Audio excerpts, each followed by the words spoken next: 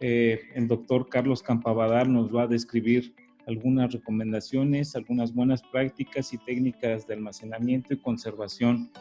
Agradecemos al Consejo Norteamericano de Granos, Heidi, Patty y a ti, Carlos. Pues no quiero alargarme más para aprovechar toda tu experiencia, tu capacidad y que los participantes aprovechen al máximo todo tu conocimiento. Patty, Heidi, no sé si quieran decir algo antes de entrar ya a la presentación de Carlos. Sí, muchas gracias.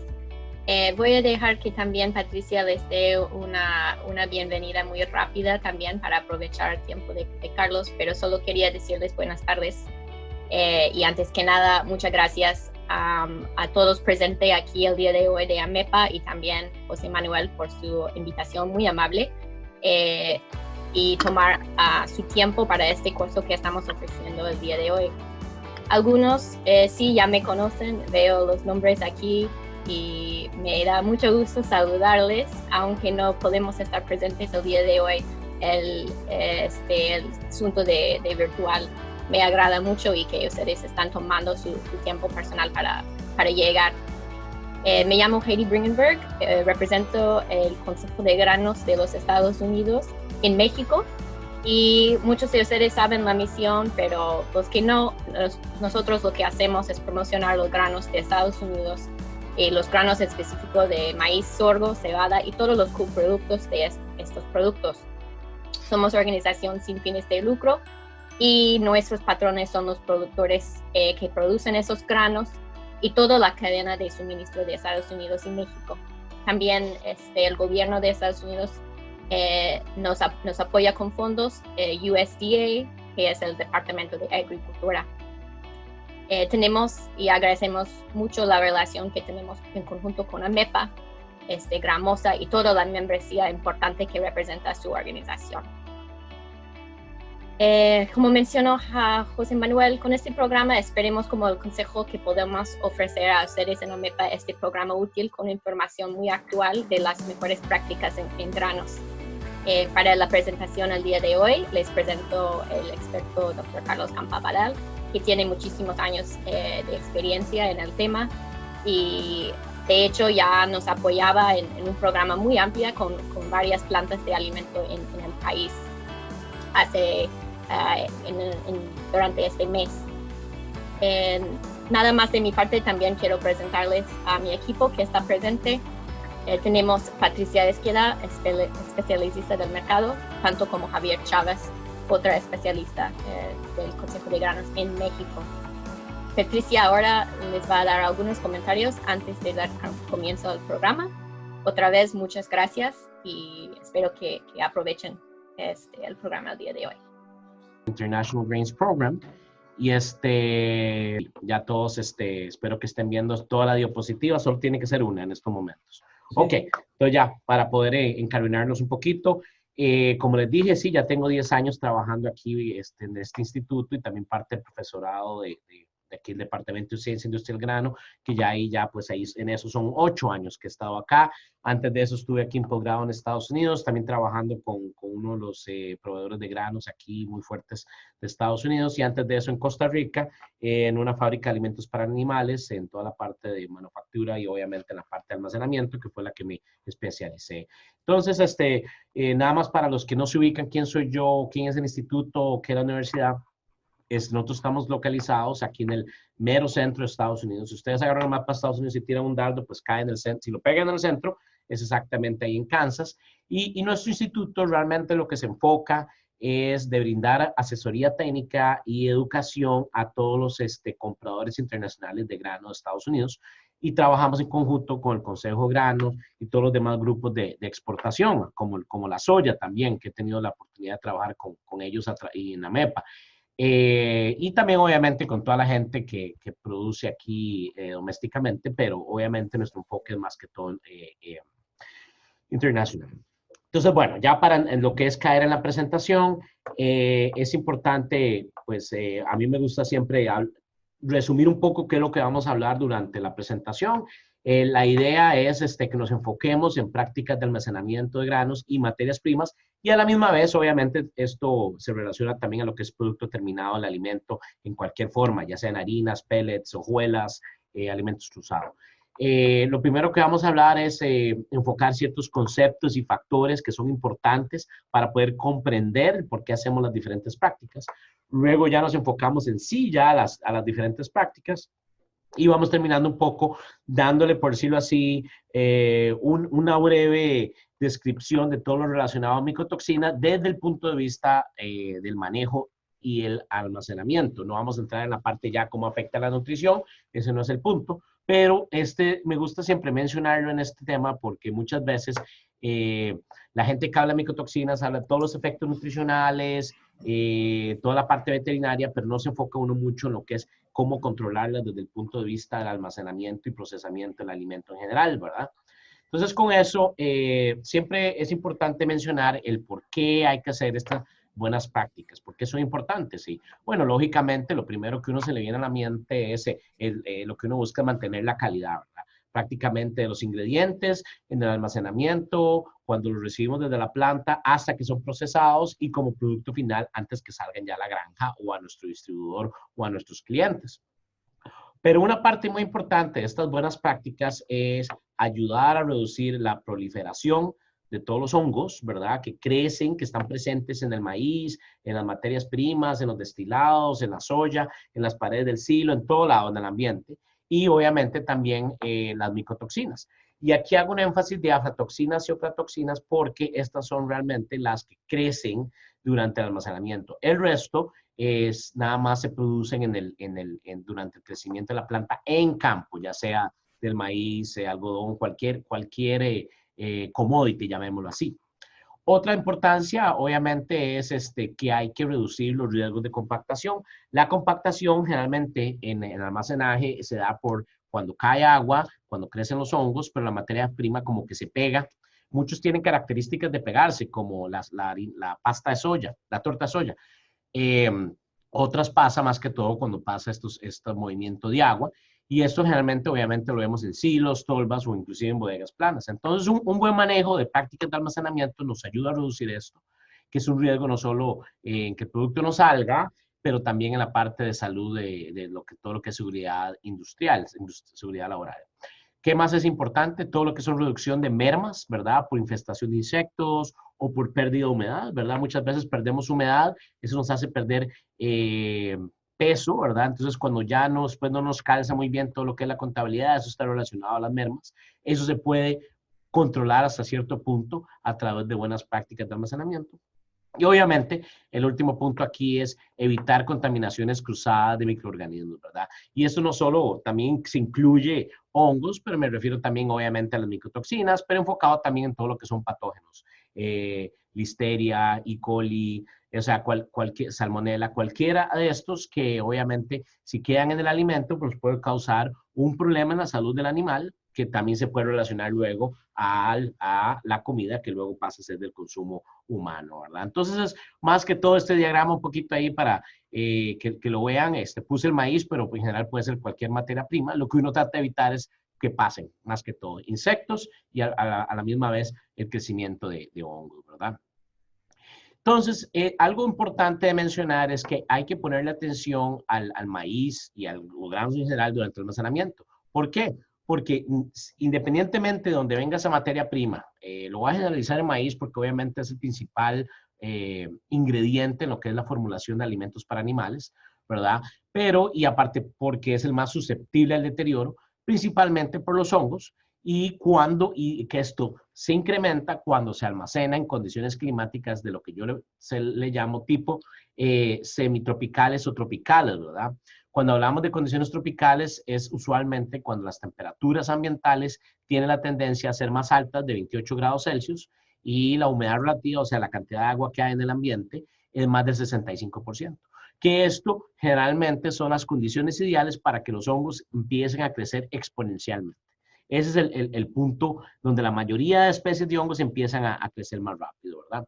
Y obviamente el maíz americano también tiene esa tendencia, pero es importante que el maíz americano y cualquier maíz en general o cualquier materia prima, su calidad va a depender también de muchos otros factores que son desde la parte agronómica, a cómo se almacena, a cómo se maneja, hasta que nos llegue a nosotros, ¿verdad? Entonces eso es importante tenerlo un poquito ahí claro. Entonces, para poder entender bien el almacenamiento y qué es lo que se está recibiendo, a mí me gusta siempre verlo todo como un ciclo, ¿verdad? Desde que sale prácticamente del país de origen. Entonces es importante siempre informarse cómo está esa condición de calidad.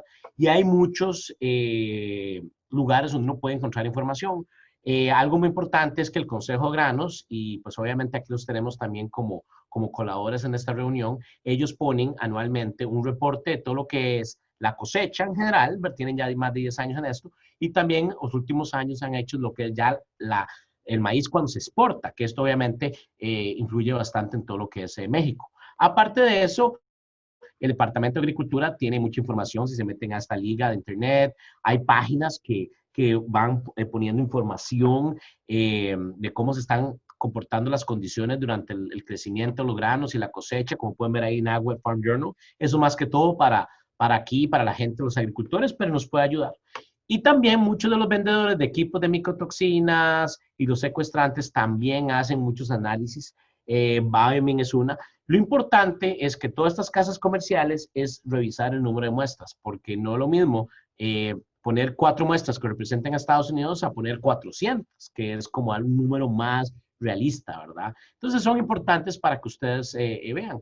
Y esto, yo siempre digo, entonces, ¿por qué queremos saber cómo anda? Bueno, claro, porque como les dije, la calidad de los granos empieza desde el campo, ¿verdad? Por los procesos agronómicos, por las prácticas que se hacen, a cómo se cosecha y cómo se maneja post cosecha, del secado a cómo se almacena. Claro, y eso también tiene una relación muy bien de cómo se maneja toda esa materia prima, independientemente del origen, desde que es movida, desde las granjas hasta pasando por los centros de acopio, hasta que es exportada y nos llega a nuestras instalaciones, ya sea en México por tren o ferrocarril, ¿verdad? O obviamente por barco para los que no tienen el acceso, ¿verdad? Entonces, eso es parte importante que a mí me gusta resaltar un poco para que se vea todo como un concepto integrado, ¿verdad? Que almacenamiento no es simplemente poner la materia prima en el silo y ya, sino es comprender todos los factores que nos van llegando, cómo nos va llegando, para así poder una estrategia buena de cómo vamos a aplicar las diferentes prácticas. Entonces, para entrar un poquito más de lleno en la presentación, vamos a empezar un poquito con todo lo que son todos los conceptos, ¿verdad? Generalmente, las fábricas que hacen alimento para animales, no es un secreto que la mayoría tienen una capacidad muy limitada de almacenaje, que muchas veces nos puede causar problemas. En otros casos nos puede causar beneficios, ¿verdad? Lógicamente, más que todo económicos, porque no se tiene tanto inventario ahí, pero a la misma vez el no poder tener un buen inventario nos puede causar problemas si hay algún problema en lo que es estar recibiendo materia prima, ¿verdad? Otro problema muy común es que hay pérdidas de inventario, como estábamos hablando antes, las mermas, que generalmente no son bien cuantificadas, y eso también tiene una repercusión porque el almacenamiento influye mucho. Y es importante recalcar que al final de cuentas, el almacenamiento de granos, semillas oleaginosas, cualquier ingrediente, los destilados fluidos de grano, la pasta de soya, la torta de soya, realmente se va a basar en 3 variables muy importantes. La temperatura ambiental, ¿verdad? La humedad relativa, como estuvimos mencionando, ¿verdad? La cantidad de agua que hay en el ambiente y el contenido de agua, el contenido de humedad de esa materia prima, ¿verdad? Entre más altos sean estos valores, más va a afectar luego todo lo que es el almacenamiento. ¿Por qué? Porque como vimos, los hongos empiezan a crecer más rápido exponencialmente cuando la humedad relativa pasa a 65 y las temperaturas son más altas de 28 o 30 grados.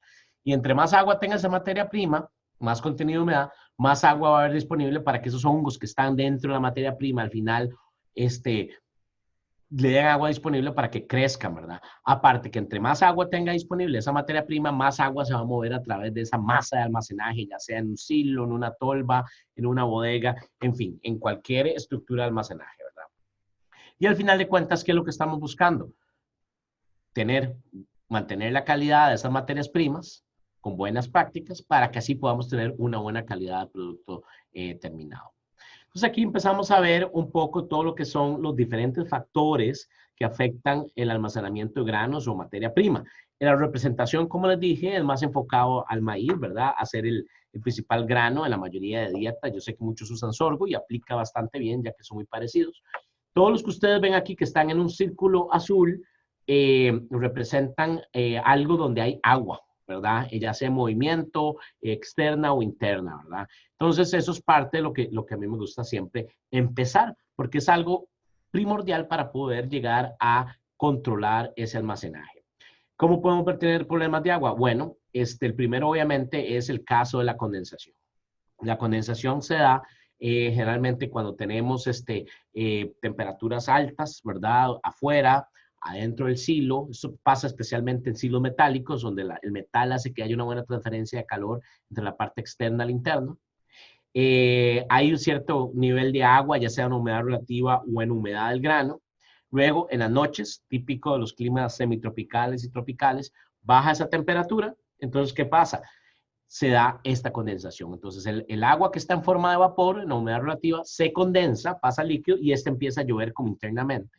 Entonces, ¿qué es el problema? Que esa agua empieza a tocar la superficie de los granos, las paredes, donde están los hongos, empiezan a crecer y también causa compactación, ¿verdad? Se empiezan a pegar la materia prima, se empieza a calentar, empiezan a haber malos olores, descomposición y eso nos ocasiona una gran cantidad de problemas, ¿verdad? Entonces, eso es típico también de que nos pasa en este sentido y aquí lo podemos ver. ¿Qué otro problema causa condensación? Cuando hay movimiento de agua internamente en esa masa de granos. Y esto ocurre cuando se almacenan materias primas que tengan un diferente contenido de humedad. Entonces, ustedes aquí pueden ver el ejemplo aquí en este diagrama, cuando se almacena el maíz y tiene diferentes contenidos de humedad porque viene de diferentes lugares, eso hace que se balancee internamente, que eso es bueno, porque lo que está muy húmedo va a perder humedad. Pero lo que está ya seco puede absorber humedad. Entonces eso hace un movimiento de agua que si se da esas condiciones climáticas, también se puede dar esa condensación. Y el último que vemos aquí es el movimiento de humedad. Entonces siempre que hay un movimiento de calor internamente en un silo, en una bodega plana, siempre va a haber un movimiento de agua, ¿verdad? Entonces eso especialmente pasa cuando se está pegando el sol de un lado de un silo, del otro lado de una sombra. Entonces internamente eso se equilibra, ¿verdad? Y entonces eso hace también que haya un movimiento de humedad, ¿verdad? Entonces podemos verlo aquí. Estos son cómo se ve la condensación en un silo. Bueno, aquí vemos la foto de la esquina superior izquierda, donde vemos que tal vez no se ve muy claro, pero es una pared de un silo corrugado, ¿verdad? Metálico, donde el agua chorreó, se quedó pegado aquí el maíz, ¿verdad? Eso hizo compactación, hongos, y creo que el problema que pasa, que eso se queda pegado. Entonces, si ustedes ponen una operadora que vaya a botarlo, si no tiene el equipo adecuado, eso puede ocasionar que esa persona quede atrapada, porque eso queda pegado y se les puede caer encima. Aparte del problema de la pérdida de calidad. Aquí vemos al otro lado, en la esquina superior derecha, donde vemos este silo, ¿verdad? Donde hubo esa condensación en las paredes, no hubo compactación muy fuerte, pero sí se quedaron granos pegados a la pared. Aparte que se da el fenómeno, que es importante que lo recuerden porque lo vamos a mencionar más adelante en la presentación, esta columna central. Y esta columna central es donde se acumula generalmente los granos quebrados y finos.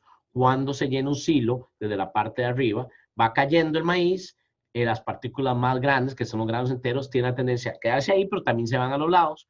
Pero el grano quebrado de finos, como es un material más liviano, tiene la tendencia a acumularse aquí en el centro, ¿verdad? Entonces, eso es lo que pasa, que se empiezan a acumular, empieza a incrementar la temperatura y eso es parte del problema. Y aquí vemos otras materias primas. Vemos aquí en la esquina inferior izquierda un poco de lo que es torta de soya, que se empezó a calentar, ¿verdad? La estaban descargando y vemos el problema que hubo ahí por descomposición. Y a la derecha también vemos el frijol de soya, ¿verdad? Para los que lo compran para hacer soya integral, podemos ver donde también se da un crecimiento de hongos por problemas de condensación en la superficie, lo que causa también obviamente problemas, ¿verdad? Bueno, no sé si se recuerdan que vimos en los factores todo lo que era el movimiento de calor. Esto es el ejemplo gráfico donde vemos que tenemos el sol que le va pegando de una parte del silo, ¿verdad? parte del día. Del otro lado siempre tiene una sombra por el otro silo que le da, pasa el calor al frío, ¿verdad? Y ese movimiento interno lo que hace es que nos dé movimiento de agua, ¿verdad? Entonces es parte para que lo vea más gráfico de ese factor que nos causa también problemas de condensación. Volviendo aquí al diagrama de los factores, vemos uno muy importante que se llama los focos de calor, que lo vemos aquí en este círculo. ¿Qué es eso? Bueno, esto pasa cuando hay hongos creciendo o mucho contaminación por microorganismos que se empiezan a autocalentar, ¿verdad? Se empieza a calentar y llega al punto en que se queman, ¿verdad? No es que explotan, es que se queman. Y esto hace que obviamente cualquier materia prima que pase por eso tenga algún problema de pérdida de calidad, ¿verdad? Aquí podemos ver el maíz quemado, compactado, y más abajo vemos en la foto lo que es la soya, ¿verdad? Nadie va a comprar una soya de que esté de estos colores, lógicamente, porque el aceite no va a salir bien y obviamente la pasta tampoco. Entonces hay ciertas maneras de solucionar esto, pero es importante para eso estar monitoreando la temperatura del grano, de lo que esté, o la soya cuando se está almacenando, ¿verdad? Eso después más adelante vamos a ver todos cómo esas son esas soluciones. Entonces, bueno, vimos todo lo que son esos conceptos y factores. Ahora vamos a pasar a todo lo que son las buenas prácticas y técnicas sobre el almacenamiento, ¿verdad? Entonces, el primer punto, ¿verdad? Es, bueno, viene la pregunta, ¿qué hay que hacer para tener estas buenas prácticas de almacenamiento y granos? Bueno, lógicamente es aplicar estas prácticas, pero primero, a mí me gusta siempre mencionar que hay que desarrollar un buen programa de control y aseguramiento de la calidad, donde todo esto manejo de materias primas esté involucrado, que esté incluido. ¿Por qué? Porque es parte integral, desde la recepción, la toma de muestras, medición de la calidad, porque así podemos trabajar mucho de cómo vemos en lo que es la parte del almacenamiento, ¿verdad? Entonces, este programa de control y aseguramiento de la calidad, el primer paso que es muy importante es tener un buen plan de muestreo. Y el plan de muestreo es algo que es fundamental tenerlo bien desarrollado, que sea estructurado y bien organizado, para que así podamos tomar muestras que nos representen el lote que estamos muestreando, ya sea tren, ya sea ¿verdad? Cualquier lote, no importa el tamaño, lo importante es que sea un espacio donde venga esa materia prima. ¿Qué es lo que dice la teoría y la estadística? Que bueno, que por lo menos hay que tomar muestras, aunque sea del 10% de ese volumen, ¿verdad? No es que hay que tomar 10% de la muestra, del volumen para hacer la muestra, sino tomar muestras en ese 10%. Y que las muestras, al final de cuentas, sea una sola, que sea compuesta, que sea varias muestras en conjunto, que se mezclen y representen equipo adecuado, ¿verdad? Y que obviamente la toma de muestras sea seguro. ¿Qué me refiero a equipo adecuado? Bueno, vemos aquí los muestreadores automáticos donde entra el camión, toma la muestra en diferentes puntos y estas muestras van por un sistema neumático directamente al área de recibimiento, que puede ser inclusive el mismo laboratorio. Y si se va a hacer manual, obviamente están las sondas, caladores, sondas de alvéolos, como mucha gente le llama. También tenemos todo lo que son para muestrear sacos, ¿verdad?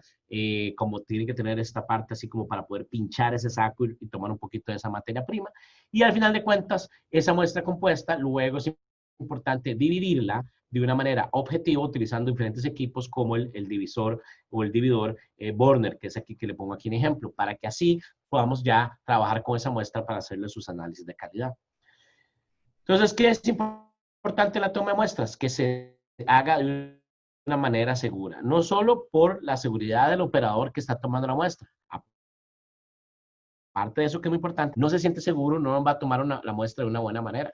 Entonces, si en vez de tener aquí, como vemos en la foto, una persona subiéndose al lado de un camión, balanceándose, es importante, si este es el caso, tenerle su línea de vida con su arnés donde la persona se sienta segura o ponerlo a través de una plataforma donde la persona le quede fácil entrar y tomar todas esas muestras, ¿verdad? Ya que lo que es en la parte del muestreo, es importante tener un procedimiento que sea lo más homogéneo y representativo posible, ¿verdad? Y generalmente para camiones, la estadística nos dice que por lo menos de 1 a 5 muestras por camión hay que tomar, ¿verdad? Aquí yo les doy un ejemplo de tomando 2 o 4 muestras por la parte de arriba del camión. Lo importante es tomarlo en ciertos puntos donde se represente, aunque sea una sección de ese camión. Y lo importante siempre es tomar una muestra que nos represente la parte de arriba, la parte del medio y la parte de abajo de toda esa cama de la parte de atrás del camión. ¿Por qué? Porque si solo tomamos la muestra en la parte de arriba, en el ejemplo del maíz, ¿qué va a pasar? Vamos a tomar solo lo que es grano entero.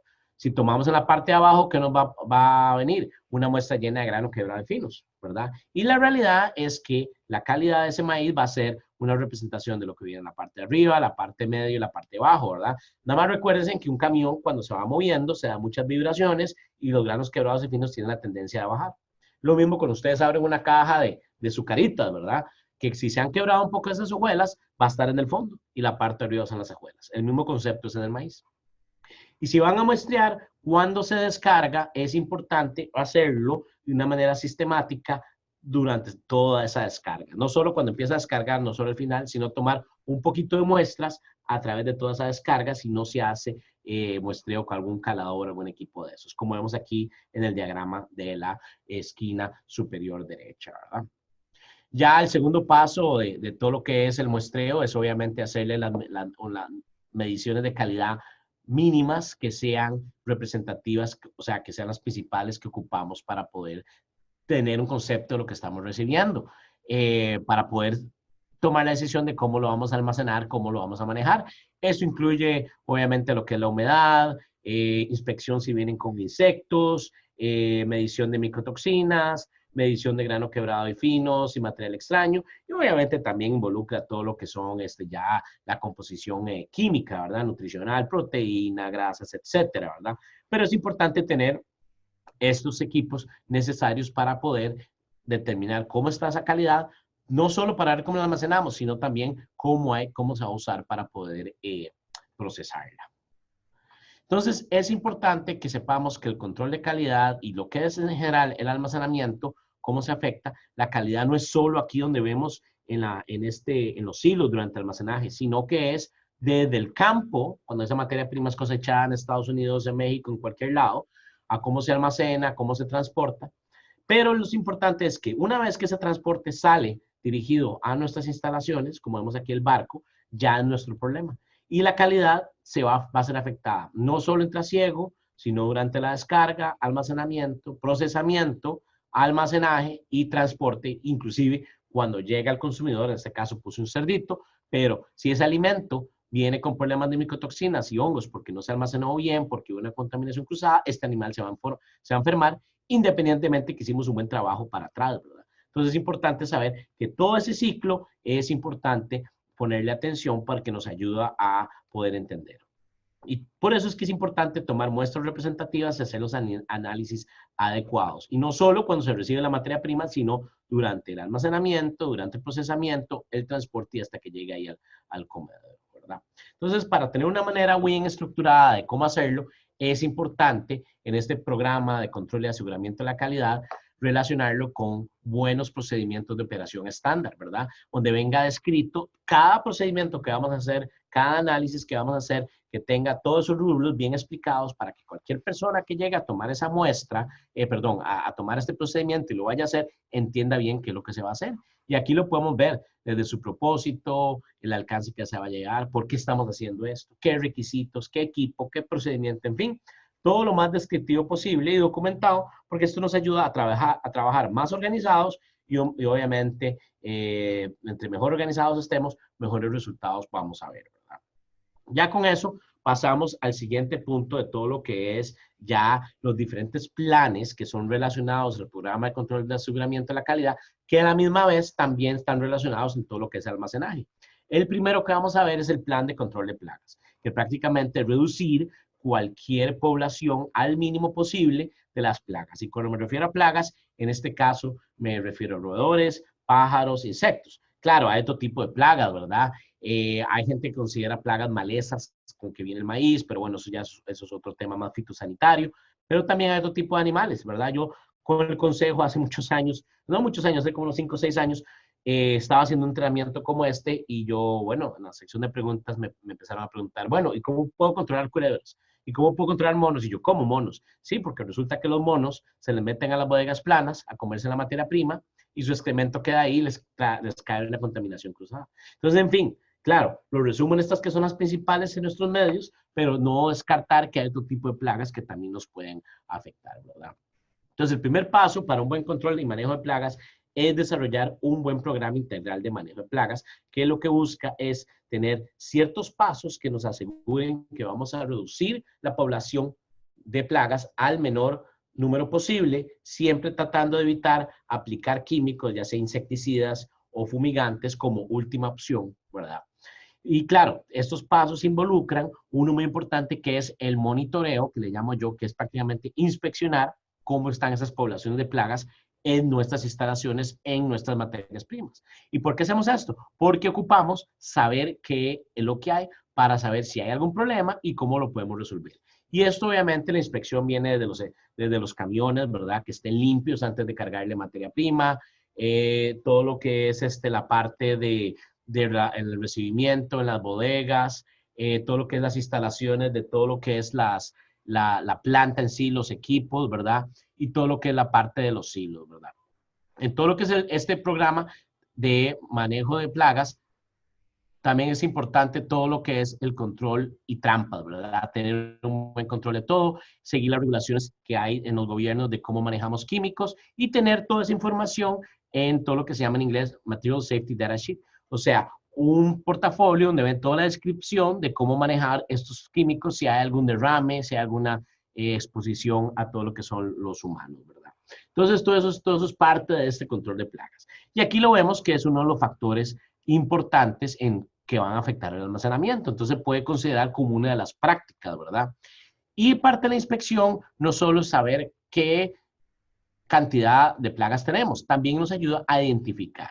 ¿Y por qué menciono eso? Porque en la parte de los insectos que atacan los granos, tenemos ciertos tipos de insectos que van a atacar los granos de diferentes maneras. Uno muy importante es los que se llamamos de los ataques internos. Estos de los ataques internos son los insectos que tienen esta trompita que pueden ver aquí. Muchos son denominados los gorgojos, que lo que hacen es que pueden perforar el grano. Esa trompa les hace perforar el grano para comer y para depositar el huevo.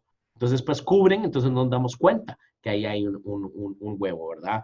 Entonces, esos son parte de lo que llamamos todo lo que son los de ataque interno, ¿verdad? Luego tenemos los que son los de ataques externos, que como pueden ver aquí no tienen esa trompa, generalmente son de los de la familia de los tribolios. Esos de los tribolios generalmente lo que comen son el polvo de los granos, comen las harinas de los subproductos que salen de los procesos de granos, como los destilados, como la harina de trigo, como la pasta de soya, ¿verdad?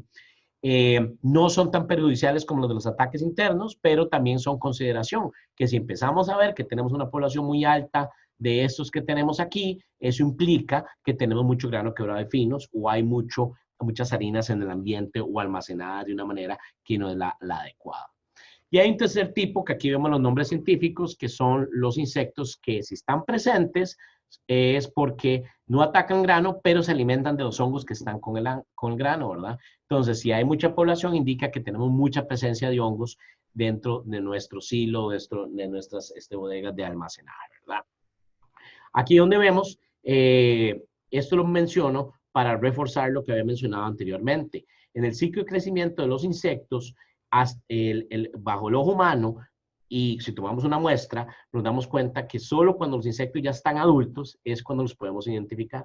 Todas las etapas, cuando está como larva, cuando están ya en el huevo, con el ojo es invisible para nosotros, ¿verdad? Habría que utilizarlo a través de un microscopio. Entonces, muchas veces, si el huevito viene en la parte de afuera del grano o está perforado, no nos damos cuenta. Hay máquinas, hoy en día equipos que ayudan a eso y se utilizan mucho en la industria del molino de trigo, pero nada más es importante que una infestación puede salir 2 a 3 semanas que recibimos la materia prima, porque el insecto es cuando sale, ¿verdad? De ese huevo a través. Entonces es importante.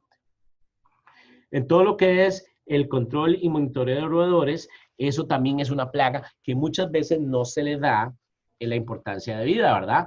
Ellos tienen la habilidad que se pueden meter en cualquier parte de la estructura, salen a almacenar al amanecer, salen también cuando se anochece. Entonces, ¿qué es lo que pasa? Salen en momentos en que muchas veces no estamos trabajando en la planta, siempre y cuando no seamos 24 horas, ¿verdad? Pero bueno, el gran problema que tienen es que transmiten enfermedades, ¿verdad? En sus patitas, y muchas veces causan pérdidas de materia prima que no nos damos cuenta, aparte de daños en la estructura. porque los roedores tienen la tendencia a estar mordiendo plásticos y diferentes materiales, porque tienen que afilarse sus dientes si no se empieza a crecer. Entonces hay muchas maneras de controlarlo, pero entre las principales obviamente estar en poner trampas, ¿verdad? Y aquí les pongo este veneno. Y lo que me refiero aquí es que el veneno prácticamente en todo lo que son buenas prácticas de manufactura, lo que indica, y muchas regulaciones en muchos lugares, que solo poner veneno en las trampas que están en las partes externas de nuestras instalaciones. En las partes internas no hay que poner veneno para así evitar las contaminaciones cruzadas de que ese veneno pueda llegar al alimento y luego termine en un animal o en plantas que sean de consumo humano también. Entonces, ¿qué son maneras de controlarlos? Obviamente, tratando de evitar que haya desperdicio de materia prima, desperdicio de grano, porque así les quitamos el alimento. También es, obviamente, tener la estructura lo más sellado posible para así evitar que estén entrando, ¿verdad? Entonces, aquí vemos un ejemplo de todas las diferentes trampas que hay internas. ¿Qué es lo que busca? Atrapar el roedor para que quede pegado. Le da un paro cardíaco por el estrés de no poder salir y ahí queda muerto. Y siempre es importante en todo lo que son las trampas de roedores ponerlas pegadas a la pared, ¿verdad? Porque los roedores así es como caminan, siempre pegados a la pared porque así se sienten protegidos, y ponerle un número a esa trampa y una etiqueta para que se saber cuándo fue puesta y cuándo fue revisada, para así poder tener un buen control cada vez que vamos a inspeccionar de cómo se está manejando la población internamente. Y la mejor manera de esto es poner un diagrama de la planta en general y sus partes externas, donde ponemos con número una ubicación donde está en cada trampa. Entonces, si empieza a haber un incremento de población en cualquiera de las trampas, repentinamente podemos ver por qué es. Tal vez es que hay un desperdicio, o tal vez porque a la par hay un campo agrícola que hubo una cosecha y ya los roedores tienen que buscar dónde comer, o cualquier caso que sea. Esto nos ayuda a poder identificar en qué áreas donde tenemos que ponerle más atención que otras, ¿verdad? Ya todo lo que son las aves y lo que eso obviamente involucra mucho lo que son las palomas, es el mismo concepto que los roedores. Muchas veces no tomamos la consideración de las mermas que causan y también pueden transmitir enfermedades, ¿verdad? Y obviamente la mejor manera de controlarlas es que no haya ningún derrame de materia prima, especialmente en las partes externas, porque lo que están buscando es comida. Y la mejor manera es bloqueando el acceso también de las partes altas, poniendo nets. Ellos lo que buscan siempre es pararse en lugar alto para poder inspeccionar qué es lo que está pasando y comunicarle a las demás dónde está la comida. Entonces, si le quitamos los lugares donde se pueden parar, no tienen dónde estar y a la misma vez también no tienen dónde poner nidos, ¿verdad? Generalmente todos los estudios que hemos hecho y han hecho colegas y que hemos visto aquí en la industria, todas esas cosas de espantapájaros, drones, halcones, ultrasonidos, al final de cuentas, ¿qué es lo que pasa? El ABC, después de un mes, mes y medio, se acostumbra y vuelve, ¿verdad? Son animales que son bastante resilientes en eso y se vuelven otra vez a acostumbrar a lo que está pasando. Inclusive me recuerdo en México visitando una planta que tenía un cañón que ayudaba a espantar un poco, pero luego se acostumbraron. Y eso a veces pasa. Hay gente que yo sé en México que ha hecho trampas también, donde la ave entra, no puede salir, y luego viene una persona y se las lleva, ¿verdad? Y eso es una manera también bastante buena de poder también controlarlos hasta donde sea posible, ¿verdad? Entonces, vimos todos esos factores, vimos el programa de aseguramiento y control de calidad, vimos todos esos planes que son también prácticas, pero para controlar las plagas en sí, pero también están todo este resto de factores. Entonces, ¿cómo podemos controlarlos y reducirlos? Bueno, utilizando buenas prácticas de almacenaje, ¿verdad? Entonces, vamos a ver una por una. Aquí un factor que es muy importante, que nos ayuda a almacenar, lo que yo lo considero una práctica o técnica, es la limpieza del grano antes del almacenaje. Y esto viene por la cantidad de granos quebrados. Y el grano quebrado pasa cuando pierde su estructura por todo el estrés que pasa cuando se seca a altas temperaturas en un tiempo muy corto. Entonces el grano pasa con estas fisuritas, empieza a moverse a través de todos los equipos de transporte, por los elevadores, por los helicoidales. Todo eso hace que se mueva, entonces se puede causar que se quiebre. Entonces, una manera de mejorar el almacenamiento es quitando este grano partido, material extraño, finos, que en inglés es el BCFM, ¿verdad? Entonces, al quitarlo, nos mejoramos un montón de cosas que nos ayudan en el almacenamiento. No solo es eso, sino que también podemos incrementar el espacio de almacenamiento, reducimos el crecimiento de hongos y de insectos, ¿verdad? Porque si se recuerdan, en esa columna central que les enseñé al principio, ahí es donde se concentra mucho ese grano quebrado y finos. Entonces, ahí es donde tiene la tendencia a que la temperatura sea más alta, entonces los hongos crezcan más. Aparte que no, como están los granos tocándose uno a otro, el espacio vacío que queda entre ellos se llena de ese grano quebrado de finos. Entonces, menos las corrientes naturales de aire van a poder moverse, entonces ahí se sube más la temperatura. Y a la misma vez también, si se recuerdan, tenemos los insectos que se alimentan externamente, entonces ahí se van a concentrar. Entonces, al quitar ese grano quebrado de finos, nos mejoramos muchísimo en la presencia de insectos y el nivel de crecimiento de hongos. También, al quitar esto, nos mejoramos las micotoxinas, porque generalmente están relacionadas a que se concentran también en este grano partido, material extraño y todo lo que son los finos, ¿verdad? Y también, cuando apliquemos la práctica o técnica de aireación, al quitar ese grano quebrado de finos, le damos más espacio al aire a poder moverse a través de esa masa de grano, ya sea en un silo, ya sea en una bodega. Entonces, también tiene otros beneficios que nos ayudan para otras prácticas de almacenamiento. En lo que es la parte de limpieza, obviamente hay mucho tipo de equipo, hay gente que le llama prelimpieza, obviamente están todas las cribas del tipo de vibración, ¿verdad? Donde cae el grano, esto se está moviendo con mallas de diferentes aperturas de diámetro de los agujeros, y entonces con eso va separando lo que es el material extraño, el grano entero, del grano quebrado y los finos. También hay este tipo de cribas, simplemente que caen por gravedad, sin ningún movimiento físico. Están este mismo tipo de equipo, pero en vez de vibrar, son rotativas, como vemos aquí estos dos ejemplos. Y también están en lo que en inglés se llama el scalper, que son este tipo de equipos que también tienen un sistema de aspiración, donde involucra movimiento de aire o succiones, que lo que hace es separar partículas más livianas, como los finos y el material extraño. En fin, hay muchos tipos de estos equipos que nos ayudan a mejorar todo lo que es. Y claro, también esto les va a ayudar si ustedes tienen procesos de hojuelado, a que también les mejore mucho lo que es el proceso de enrolado en general, ¿verdad? Mucha gente me pregunta, entonces, bueno, y si yo separo ese grano quebrado de finos, ¿qué hago? Bueno, hay muchos lugares donde venden este grano quebrado de finos a agricultores pequeños cercanos para que engorden sus pollos del que tienen en sus patios o para que engorden su ganado. Pero una parte muy importante fue un estudio que hicimos aquí de maíz americano con el Consejo en el sureste de Asia, que limpiamos el grano y nos dimos cuenta que prácticamente la composición nutricional disminuye un poquito en algunos valores, pero al final de cuentas, estadísticamente es casi lo mismo, ¿verdad? Entonces aquí podemos ver que todo lo que es el maíz entero, la composición, y ese maíz, cuando le separamos el grano quebrado finos y material extraño, nos dio valores bastante cercanos, y de ese grano quebrado de finos, separamos el polvo, e inclusive ese mismo polvo de grano tenía valores bastante parecidos nutricionalmente. Lo importante también que corroboramos es que al limpiarlo, la presencia de micotoxinas se redujo, ¿verdad? Y se concentró en este grano quebrado y en ese polvo. Y aquí lo pueden ver con todas las principales, con la cerealelona, la T2, vomitoxina, fumonosina. Y lo mismo pasa con la concentración de hongos. Entonces, ¿qué nos demuestra esto? Uno, que la limpieza es efectiva para reducir micotoxinas y hongos. Dos, el valor nutricional es muy parecido y se puede utilizar como alimento. Aquí un estudio que hizo hace como 40 años en la universidad, aparte de mis colegas, aquí en la universidad hace muchos años, hicieron estudios de cómo pueden engordar ciertos animales, como lo que es el pollo y el ganado engorda, y en el porciento que representa el maíz en esa fórmula, le pudieron quitar un 20% y sustituirlo por el maíz, donde se dieron cuenta por grano quebrado de finos en vez de maíz, y que al final de cuentas no hubo ningún problema nutricional, ¿verdad? Ningún cambio en lo que era el crecimiento del animal. Entonces eso implica que se puede utilizar o pues no descartarlo de otra manera. Una manera también, si no tienen equipo de limpieza, a la hora de almacenar, es lo que se usa mucho aquí en el campo, en los agricultores en Estados Unidos, que es lo que es el sacado de la columna central.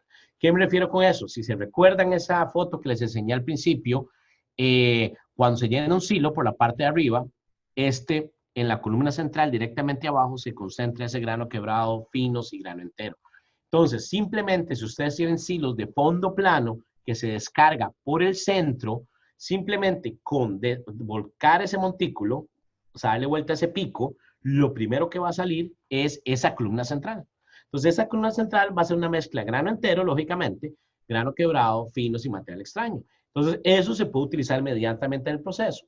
Y lo que queda aquí, nos garantizamos que nos va a durar más, va a ser mejor preservado si tenemos que almacenarlo por un tiempo más prolongado. Entonces, parte de lo que es muy importante, una técnica que tal vez no limpia, pero a la misma vez nos quita del silo cierta presencia de granos quebrados y finos, ¿verdad?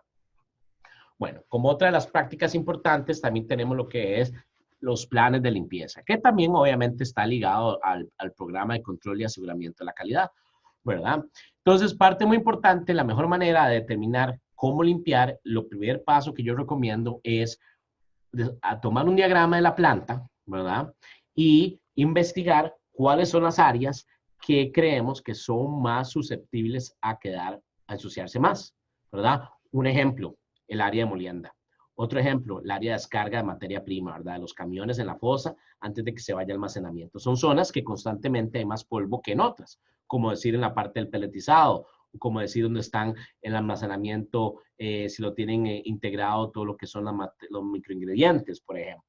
Entonces son cuestiones de ejemplo. Entonces desarrollar cuáles zonas son las que se ensucian más y hay que darle más cuidado y ya con eso dividirlas por números para así saber que las zonas tipo 1 son las que más tenemos que ponerle más énfasis en limpieza, obviamente teniendo un balance de lo que es práctico, ¿verdad? Y en lo que es económico, no vamos a gastar un montón de dinero solo en limpieza, pero así hacerlo de una manera que sea lo más óptimo. Y así, conforme se van perdiendo el número, la 2, 3 y 4, ya la zona 4 es las zonas que menos importancia tiene, que no es tan importante estar limpiando constantemente porque no nos causa ningún problema en lo que es afectación de la calidad de materias primas o una posible infestación de plagas. Entonces, ¿qué es lo importante luego de determinar esas zonas? Llegar y categorizarlas en una tablita donde podemos poner la probabilidad de infestación que tengan, ¿verdad? Y así determinamos qué vamos a limpiar a diario o varias veces al día y que vamos a limpiar una vez por semana o mensual o anual. Y aquí vemos en ejemplo, lógicamente a diario, todas las áreas de producción. Mensual, el cuarto de caldera si tienen peletizado o extrusión. Y pues obviamente anual, los techos, ¿verdad? Entonces son cuestiones que hay que determinar y cada planta es difícil. Y con esto nos ayuda a poder determinar entonces en calendario cuándo vamos a limpiar y así aprovechar, hacer mantenimiento y limpieza todo al mismo vez con manera integral para poder así programar si hay que parar equipo, para poder parar la producción de una manera que sea programada para que no nos cause ningún problema más adelante. Y ligado a todo este calendario, siempre es importante tener un manual de limpieza como parte de estos POEs, procedimientos de operación estándar, donde nos diga qué es lo que vamos a limpiar, cómo lo vamos a limpiar, cada cuándo lo vamos a hacer y qué riesgos hay a la hora de limpiar.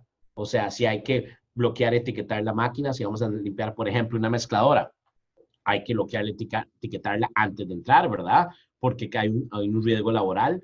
O no simplemente es el riesgo laboral, hay riesgo de que algo pueda pasar, como por ejemplo cuando se limpia el acondicionador de la peletizadora, se cerró el vapor, ¿verdad? Esas cuestiones son importantes. Entonces, es importante tener esto bien descrito para que haya un procedimiento que sea fácil de interpretar para la persona que está limpiando constantemente. Con esto vemos ejemplos de limpieza, ¿verdad? Siempre las partes de arriba de los hilos, si hay alguna fuga en los tubos de descarga, hay acumulación ahí, es importante porque eso trae plagas. La parte interna de los hilos, ¿verdad? Obviamente es una de esas áreas que siempre va a tener polvo, ¿verdad? Y que es muy difícil de limpiar de una manera segura. Entonces hay que ingeniárselas muchas veces. Y no solo en los hilos, también dentro de la planta. Muchas veces tenemos mucha acumulación de producto cerca de los equipos de manejo grano, porque tal vez como en el caso aquí que vemos en la foto, hay una fuga, ¿verdad? Entonces no solo es estar limpiando, sino saber que se está ocasionando suciedad por el desperdicio que hay de materia prima que se está saliendo de un equipo que hay que reparar. ¿Qué más es importante? Las diferentes partes de la planta. Aquí vemos telas de araña y no es que eso ocasione ningún problema con plagas que vayan a afectar la materia prima o producto terminado, pero eso trae otras plagas que sí, aparte que le da se ve sucio, ¿verdad? La planta y queremos evitar tener esto. Entonces es importante estar limpiando todo eso, ¿verdad? Otra parte muy importante son los equipos de manejo de grano. Muchas veces no lo limpiamos. Aquí vemos el caso de este elevador de Cangilones, donde vemos que hubo producto que está mojado, que se quedó pegado, esto hizo que las plagas se quedaran ahí. Entonces, claro, esto llega a un punto en que las plagas empiezan a distribuir a través de toda la planta porque se mueven a través de estos equipos. Entonces es importante cada cierto tiempo limpiarlas hasta donde sea lo más posible. Y parte muy importante de lo que es la limpieza, que lo que se recomienda es cada vez que se vacíe una bodega, cada vez que se vacíe un silo, es limpiarlo. ¿Por qué? Porque no queremos que quede producto ahí viejo para cuando venga el nuevo. Si ese producto viejo tiene infestación de insectos, si tiene cantidad de hongos, no queremos que esto se pase a la nueva materia prima. Yo sí entiendo que obviamente mucha gente tiene limitación de espacio por la logística de poder hacer eso, pero hay que tratar de hacerlo cuando sea posible, ¿verdad? ¿Qué más es importante en la limpieza? Todas las zonas que se le llama de equipo escondido, ¿verdad? ¿A qué me refiero a eso? Todas las partes que no hay un acceso fácil, como las lámparas en los techos, las esquinas, abajo de equipo viejo que no se usa, en fin. Eso puede ser acumulación de plagas, ¿verdad? Y aparte que si hay una acumulación de polvo, ese polvo también puede ocasionarnos una explosión de grano, ¿verdad? Y una explosión de grano puede ocasionarse simplemente con tener 5 componentes fundamentales, que son todo lo relacionado a el polvo, ¿verdad? Como material explosivo, es más explosivo que inclusive la pólvora. Oxígeno, ¿verdad? Que está en el aire, confinamiento de ese polvo y que ese polvo esté en el aire. Con solo esos 4 componentes, cuando hay una chispa por fricción, por soldadura, por un calentamiento, puede ocasionar una explosión. Y lastimosamente eso pasa muy comúnmente aquí en Estados Unidos y los países tropicales también pasan. Obviamente en menor grado porque la estática es un poquito diferente, pero también pasa. Entonces es importante que la limpieza no es solo por control de plagas, no es solo por apariencia, sino que también es para prevenir accidentes, ¿verdad? ¿Qué es importante también en lo que es la limpieza? Todos los alrededores de la planta. ¿Qué me refiero con eso? Evitar que haya en las cercanías de la planta, bueno, en la misma instalación, pero en las partes de afuera, escombros, desechos, vegetación, en fin, que todos los alrededores de la planta estén bien drenados, que no haya acumulación de agua, ¿verdad? Porque ahí es donde generalmente se van a acumular todas las plagas. Entonces, ahí como ven en esta foto, tenemos un carro viejo botado en una fábrica. ¿Y qué es lo que pasa? Que ahí es donde viven todo lo que son los pájaros, los roedores, y simplemente van a ir a la planta, a nuestras estructuras de almacenaje, a todo lo que es comer. Ya lo que es también otras materias primas que pasa mucho, que hay derrames en todos los tanques de melaza y grasa, sebo, es importante mantenerlos lo más limpio posible, ¿verdad? Porque muchas veces hay derrames cuando se está cargando, descargando, llega un operador, lo maja, trae en el zapato esa grasa y después la transmite a través de la planta, ¿verdad? Entonces son importantes cosas que hay que poner en consideración en lo que es limpieza. Una cuestión que es importante, que muchas veces no le ponemos atención, es donde hay vegetación pegada a la estructura de almacenaje, aunque la tengamos bien cortita, como vemos aquí en la foto, ahí es donde se hacen muchas veces las madrigueras de los roedores. Entonces, ¿qué es importante? Por lo menos alrededor de la estructura de la planta, poner piedra, quitar la vegetación. Esto es una foto de un molino de trigo en otro país que yo estaba asesorando y el señor quería poner flores, el dueño, y le digo yo no, porque eso va a ser ahí, el lugar donde los roedores van a ir, vea que muy fácil, entran y aquí es donde ustedes tienen almacenado la harina de trigo antes que salga. Entonces, ¿qué es lo que se dice? Que por lo menos poner una barrera de piedras o concreto de por lo menos 50 centímetros y tratar de bajar lo más que se pueda a 1 metro. Yo sé que eso tiene cierto costo y todo, pero así nos evitamos que los roedores hagan sus madrigueras ahí, ¿verdad? Bueno, otra práctica es todo lo que es reducir la temperatura del grano y la condensación. Si ustedes se recuerdan, entre más alta esté la temperatura, más rápido va a incrementar los hongos su crecimiento y los insectos también. Entonces es importante estar midiendo la temperatura del grano, ¿verdad? ¿Esto cómo lo hacemos? Con cables de temperatura, que son prácticamente termocuplas. Estos se pueden poner en bodegas planas, en silos de concreto, en silos metálicos. Y hoy en día esto está relacionado a un control que se puede llevar en un programa de computación o prácticamente también a un módem de celular que nos manda señal a través de una aplicación a nuestros teléfonos inteligentes. Entonces, si hay un incremento de temperatura, lo podemos saber en tiempo real. Claro, hay gente que no tiene estos sistemas, pero existen también los medidores que tienen una salida de los cables a la par del silo donde uno conecta la máquina y le da pues obviamente la medición, ¿verdad? Que es un poquito más complejo, pero a la misma vez también es bastante válido. Y aquí es parte de lo que quería demostrar, por qué es importante controlar esa temperatura de los insectos. Los insectos prácticamente se comportan parecidos a los humanos, que tenemos un rango de temperatura ambiental donde nos sentimos más cómodos. Para ellos, en lo que es óptimo para crecimiento, que involucraría más consumo de materia prima, es entre los 25 y los 32 grados Celsius, que esas son las temperaturas típicas de muchas de las plantas de ustedes. Entre más alta sea la temperatura, su crecimiento va a disminuir, no se sienten tan cómodos, inclusive pueden llegar a morirse. Y claro, entre más bajo, también, ¿verdad? Entonces, cuando ya la temperatura baja, ya se sienten menos cómodos, se van a comportamientos más de estilo como si estuvieran dormidos, ¿verdad? Y pueden llegar inclusive a estar ya a tener muerte en varios días o inclusive en minutos. Entonces, claro, la gente me dice, no, hombre, es muy difícil bajar la temperatura del grano, ¿verdad? ¿Por qué no mejor la subimos? Porque si subimos la temperatura, aunque los insectos se mueran, ¿qué es lo que nos va a pasar? Los hongos sí van a crecer. Y aquí vemos un estudio que lo corrobora. Muy simplemente, un colega mío que antes de que yo llegara, el doctor Carl Reed, hizo un estudio donde contaminó maíz con hongos a una misma temperatura, a un mismo contenido de humedad. ¿Y qué fue lo que pasó? Que la temperatura más alta fue la que tuvo un % de hongos más alto, ¿verdad? Entonces, los hongos sí crecen exponencialmente independientemente de las temperaturas, ¿verdad? Entonces, eso es parte de por qué es mejor enfriar el grano. Entonces, ¿cómo lo podemos reducir? La mejor técnica que hay es el proceso de aireación. ¿Y qué es la aireación? Es el movimiento de un frente de aire a través de un flujo empujado o succionado por un abanico o ventilador, ¿verdad? Y esto lo tratamos de hacer de la manera más rápida posible para que se le quite el calor al grano.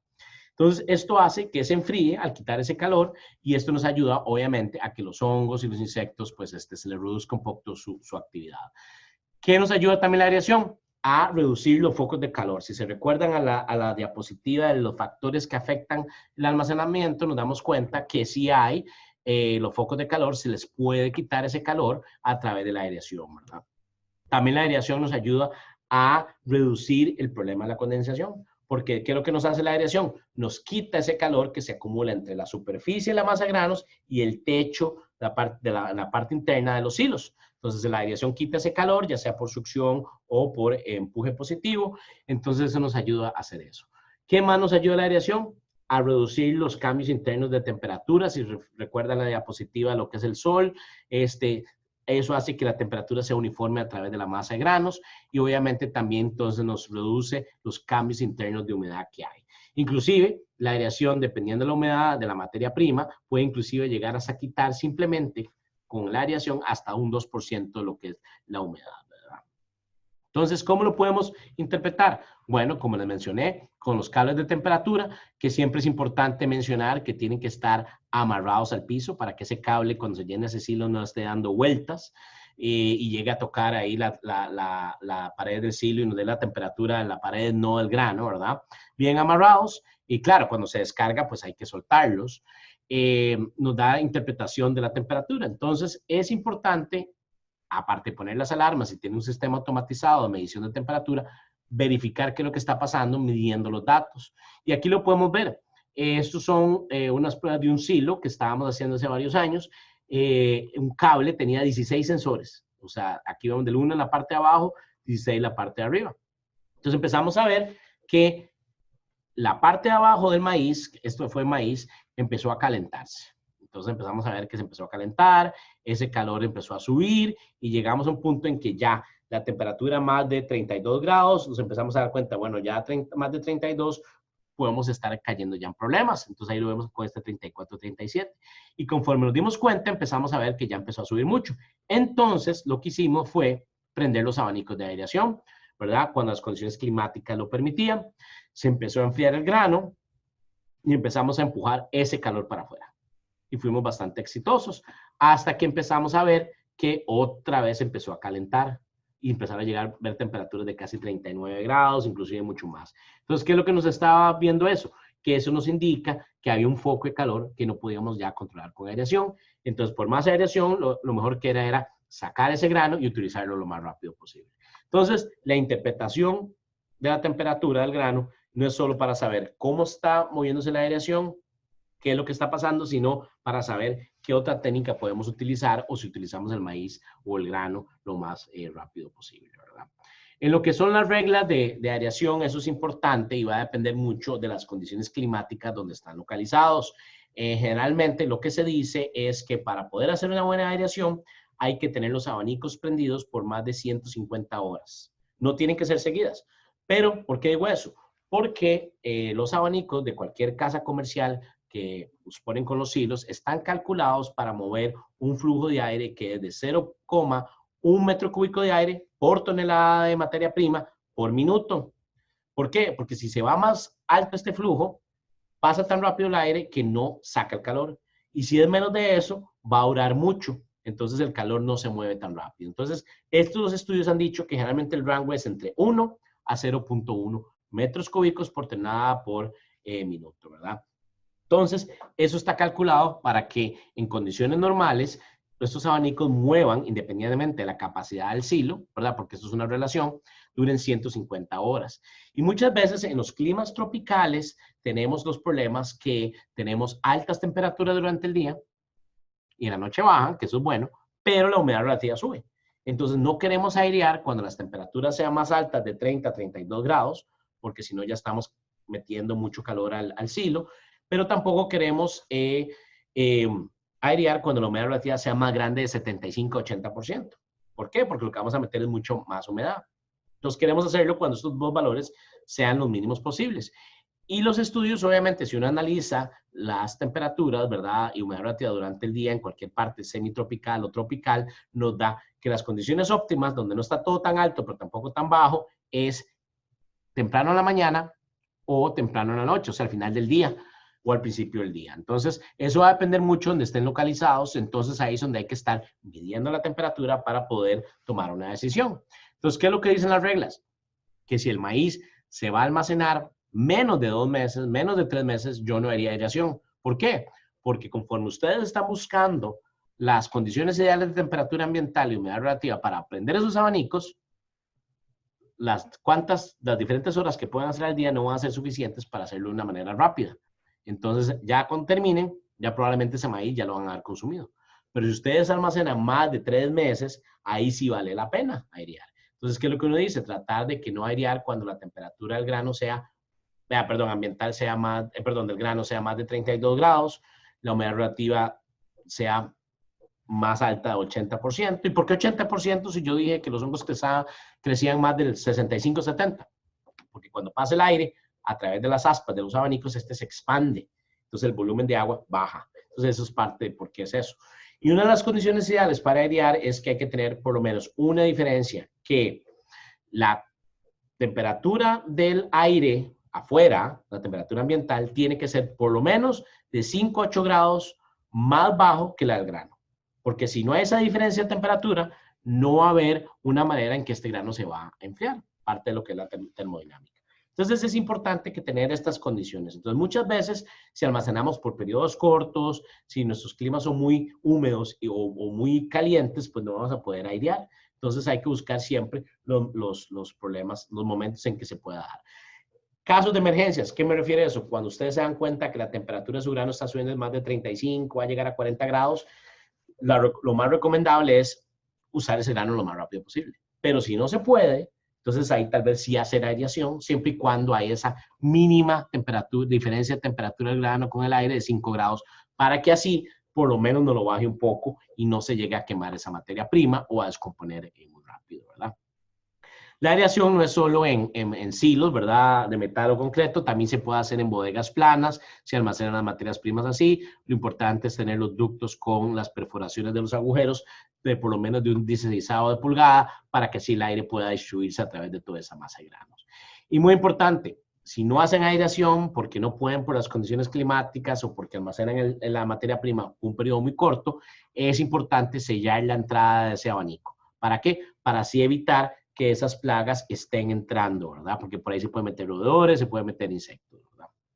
Y en el caso que esto pase, si no pueden hacer aireación para reducir esa condensación, existen abanicos de lo que son de techo, como los podemos ver acá. Y esto lo que hace es jalar el aire caliente que se acumula al final del día entre el techo y la superficie de grano. Entonces, la condensación la podemos controlar con aireación, pero si no podemos hacerlo, podemos poner estos abanicos de techo que no tienen la potencia de un abanico de aireación, pero por lo menos nos quita ese aire caliente que se acumula, ese aire caliente y húmedo que se acumula entre el techo y la superficie de granos. También existe otra técnica de aireación que es, en vez de utilizar aire ambiental, se utiliza un sistema de refrigeración artificial, que mucha gente le llama los chillers. Esto lo que hace es como un sistema de aire acondicionado que agarra el aire ambiental y lo enfría a una temperatura constante, a una humedad relativa constante, y luego es introducido a través del silo, que se aplica del mismo concepto que una aireación. Y aquí lo podemos ver. Estos son unos silos que aquí lo hice con trigo, cerca mío donde yo estoy aquí en Kansas, donde utilizamos este sistema de refrigeración, enfriamos el trigo que se cosecha aquí en el verano, y la temperatura está muy alta, no se puede hacer aireación, y con eso lo pudimos mantener más tiempo sin que hubieran problemas, ¿verdad? Y eso es prácticamente para mencionar un poco todo lo que es la aireación. Luego vamos a caer en la otra práctica que se llama la aplicación de exclusión física, que prácticamente es poner barreras físicas para que las plagas no entren. Ustedes se ven en esta foto, que es el problema que tenemos aquí en esta bodega, que no tiene ventanas, no tiene puertas, ¿verdad? Y adentro, obviamente, como toda bodega, tiene producto terminado, tiene materia prima a granel, tiene materia prima en sacos. Entonces, ¿qué es lo ideal? Pues obviamente poner puertas para que así las plagas no entren. Pero claro, muchas veces no se ponen puertas porque constantemente está entrando, o tiene puertas pero no se cierran porque la gente está entrando y saliendo para mover materias primas o producto terminado. Y también por el calor, ¿verdad? Que muchas veces no tienen los sistemas de ventilación adecuada, entonces se calienta mucho. Entonces, ¿qué es lo que uno recomienda para eso? Poner cortinas de plástico, como le llaman ustedes en México las cortinas hawaianas, que prácticamente son la cortina de plástico transparente para que así la persona que entre vea quién es el que está saliendo y entrando, si es un montacargas, si es un cargador. Y en lo que es la parte de las ventanas, no poner vidrio, sino lo ideal es poner alguna especie de malla para que así por lo menos los roedores, por lo menos los pájaros no entren y el aire sí entre, ¿verdad? Y claro, si no están trabajando y no hay nadie adentro, pues lo ideal obviamente es poner una puerta, ¿verdad? ¿Qué más es importante? En los silos se pueden poner también mallas. Los silos tienen siempre aperturas entre el techo y la pared, como vemos aquí, porque se ocupa para movimiento de aire. Hay que verificar que haya por lo menos una malla que deje mover el aire, pero que no entren las palomas y los roedores. También en todo lo que son los ductos, ¿verdad? No poner malla muy fina, porque eso se puede llenar de polvo y luego no hay movimiento de aire. Pero sí se puede poner malla fina en todo lo que son las entradas del silo, que no, prácticamente eso ayuda a bloquear que hasta inclusive los insectos entren. Otra práctica muy importante es la rotación de inventario. ¿Qué me refiero con eso? Es el movimiento de materia prima, especialmente en una bodega, ya sea en saco o a granel, de un lugar a otro. Porque si tenemos una materia prima que se acumula mucho tiempo en un mismo lugar, ahí puede que en algún lugar donde no estemos viendo haya descomposición por hongos o hayan plagas que se estén acumulando ahí. Entonces, el mover la materia prima es importante. Si el espacio de las bodegas lo permite, es importante rotarlas por secciones y limpiar por secciones para que eso nos ayude a poder dar todo ese movimiento. Bueno, vimos todas esas prácticas que no involucran químicos. Ahora vamos a caer en la parte que es más de control de insectos con la aplicación de químicos. El primero que vamos a ver son los insecticidas. Los insecticidas, ¿verdad? Son productos químicos que se usan para prevenir o controlar la población de insectos, ¿verdad? No se usan para reducir infestaciones de gran tamaño. Para eso están los fumigantes. Estos se pueden poner en las estructuras.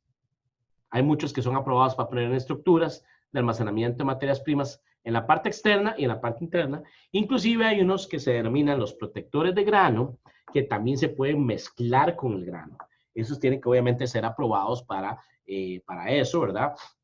Hay muchas marcas comerciales, pero ¿qué es lo que nos ayuda? A prevenir que los insectos entren porque tienen un residuo que va perdiendo actividad, lógicamente, o sea, potencia. Pero es importante también saber que uno se va a almacenar por un tiempo prolongado en poner un insecticida mezclado con el grano o por lo menos en el piso del silo o bodega antes que llegue, nos ayuda por lo menos hasta cierto punto a que los insectos se acerquen a cierto nivel. Ya la parte de fumigación, ya eso sí se utiliza más que todo para reducir una población existente categorizada por infestación. Porque el fumigar no deja residuo. Entonces, si ustedes fumigan un grano donde no hay insectos, prácticamente no están haciendo nada. Porque igual el fumigante, si hay insectos que pusieron sus huevitos dentro del grano, dependiendo del grano, el fumigante no va a penetrar mucho. Entonces, igual tampoco los va a matar. Entonces, la fumigación nos ayuda para controlar la infestación. Entonces, ¿qué es importante? Desarrollar un buen plan de fumigación con todos los procedimientos ordenados de una manera que pongamos la cantidad adecuada de fumigante para llegar a la concentración adecuada y luego mantenerla de 48 a 72 horas. Los fumigantes ocupan llegar a un valor de concentración-tiempo que involucra llegar a la concentración y mantenerla para que así todos los insectos se mueran.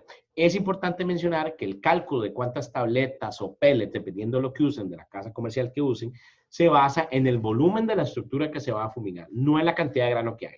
Entonces, si ustedes van a fumigar un silo de 5,000 toneladas, hay que poner fumigante para 5,000 toneladas, independientemente si adentro hay 2,000 toneladas de maíz o 1,000 toneladas de maíz, ¿verdad? ¿Qué es importante también? Ser organizado con todos los procedimientos y requisitos de seguridad.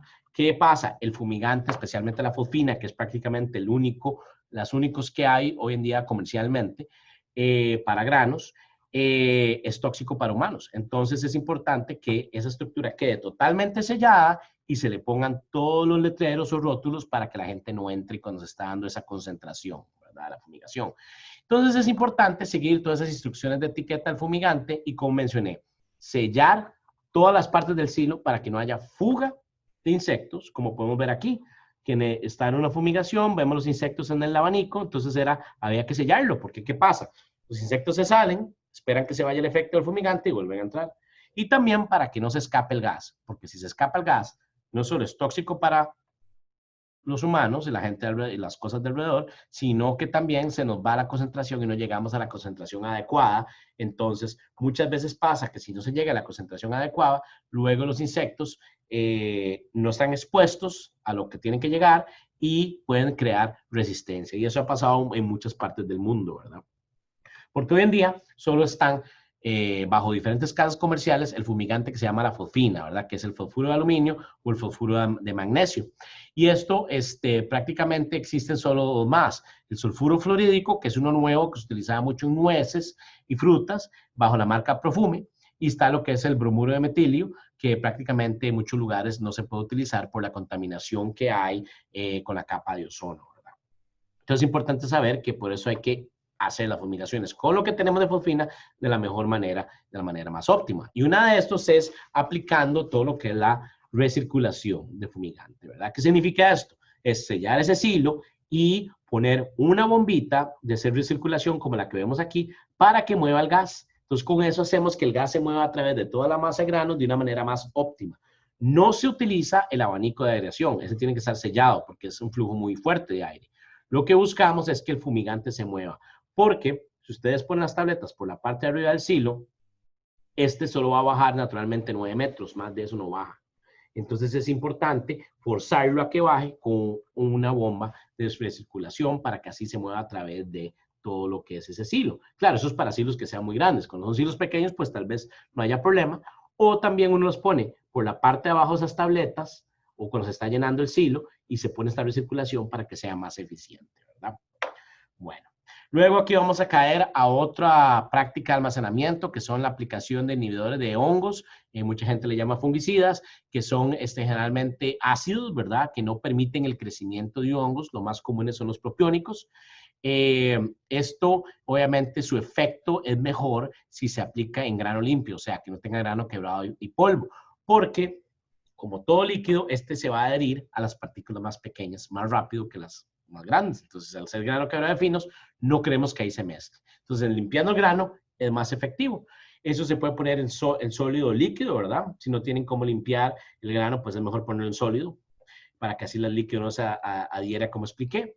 Pero ¿qué es importante también? Que al ser ácidos pueden dañar mucho las estructuras metálicas de los equipos de manejo de granos y también las paredes de los hilos y no destruyen las micotoxinas. Lo que pueden hacer es reducir o no permitir el crecimiento de los hongos que pueden producir las micotoxinas en el almacenamiento, como vamos a ver ahora un poquito más adelante, ¿verdad?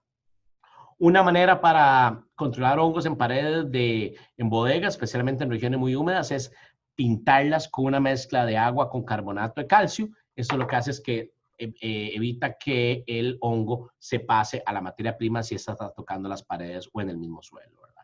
Entonces, con eso terminamos la mayoría de prácticas. Ahora vamos a ver algunas que son importantes de hacer, que van más relacionadas en lo que son los programas de buenas prácticas de manufactura, que yo sé que México tiene, SENASA tiene su manual, ¿verdad? A nivel gubernamental, pero también la FAO tiene su manual. Y ejemplos de estos es, por ejemplo, cuando se almacena microingredientes, ¿verdad? Es importante ponerlos todos en contenedores o cubetas de plástico con su tapa, con su propia cuchara, de un solo color. Aquí el ejemplo yo lo puse en blanco, que es nuestra fábrica aquí en la universidad, y los medicamentos ponerlos en otro color. Aquí en el caso del ejemplo lo puse en amarillo. ¿Para qué? Para evitar que haya contaminaciones cruzadas, que alguien utilice un medicamento en vez de un suplemento o viceversa, ¿verdad? ¿Qué otros ejemplos hay por ahí? Bueno, en lo que es la fosa, donde se descarga la materia prima, cuando no se está haciendo, poner un cobertor de plástico. Esto nos evita que por ahí entren roedores, pájaros e insectos, ¿verdad? ¿Qué más es importante? Bueno, no guardar herramientas, no guardar combustibles, no guardar cualquier químico al mismo lugar donde se está guardando materias primas o producto terminado, para así evitar contaminaciones cruzadas, poner imanes en ciertas partes de las plantas y obviamente antes de los molinos para atrapar cualquier pedazo de metal que se vaya, que nos pueda ocasionar un problema más adelante. Y en fin, tratar de identificar, poner rótulos en todos los equipos posibles, en todo lo que son los equipos de transporte a la hora de la descarga de las tolvas de almacenamiento de materias primas y producto terminado, por si hay algún problema de contaminación cruzada, poder relacionarlo de dónde vienen y tratar de que sean lo más únicos posibles, ¿verdad? ¿Qué otra buena práctica es muy importante? Cuando se almacena sacos de producto terminado, materia prima, en bodegas, es importante no pegarlas a la pared.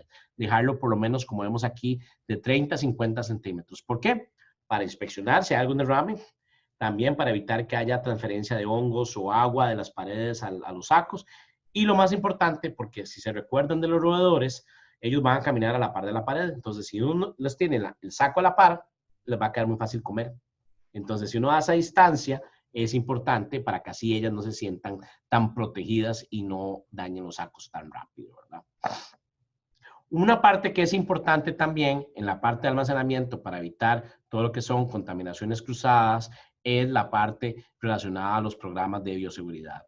¿Qué me refiero con eso? La limpieza de los camiones al entrar a la planta, la limpieza de los zapatos de los empleados, para así muchas veces vienen patógenos, vienen enfermedades, inclusive pueden venir hasta insectos en los camiones, en la ropa, en los zapatos. Entonces, teniendo un buen programa de bioseguridad, podemos reducir un poquito esa contaminación que nos puede causar, ¿verdad? Claro, todo esto es un tema de hoy en día, más que todo con todo lo que es la parte del COVID, pero bueno, no le vamos a entrar mucho porque, claro, eso sería casi que otra presentación en sí. Ya para ir terminando, vamos a entrar al último tema, que es la parte de micotoxinas. En la parte de micotoxinas, lo que quería mencionarles un poco es que entiendan o refuercen los conocimientos de cómo es su origen, ¿verdad? Cómo las medimos y cómo las podemos controlar durante el almacenamiento, durante el proceso y ya lo que es en granja, ¿verdad? Entonces, para empezar, es importante entender que las micotoxinas, la gran mayoría de las 300 que hay, que prácticamente se conocen o se investigan bastante, 9, la T2, fumonosina, cerealelona, DON, aflatoxinas, se producen en el campo, ¿verdad? ¿Esto qué es lo que pasa? Los hongos que las producen están ahí y la planta pasa por alguna especie de estrés. Entonces, el sistema inmunológico baja sus defensas y el hongo entra, y si están las condiciones ideales de humedad relativa y contenido de humedad de la planta o el grano, se empiezan a desarrollar. ¿Qué puede ocasionar estrés en una planta? Sequías o mucha agua o ataques de plagas. Entonces, cuando esto pasa, se vuelve vulnerable la planta, entran los hongos, se producen la mayoría de micotoxinas, ¿verdad?